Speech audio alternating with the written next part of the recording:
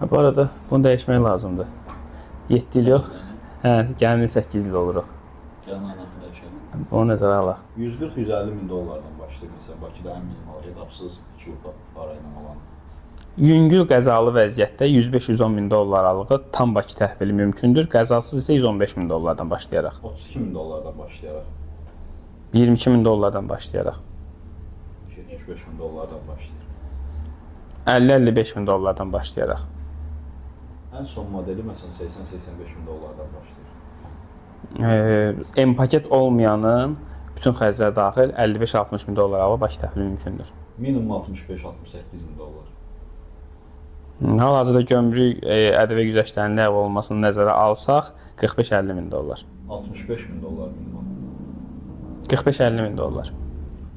Minimum 32-33 min dollar satışır. 22 min dollardan başlayaraq mümkündür. 95-100 min dollar arası bu minimum satışlar. Yüngül vuruğu 65-70 min dollardan başlayaraq mümkündür. Bütün xərclər daxil.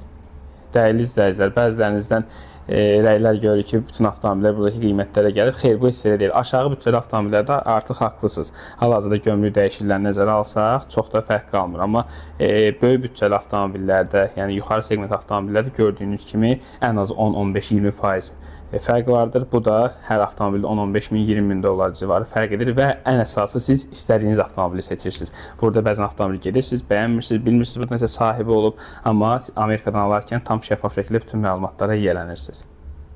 Şəffaf xidmət və ən əsası da düzgün avtomobil seçimi üçün bizə müraciət edə bilərsiniz.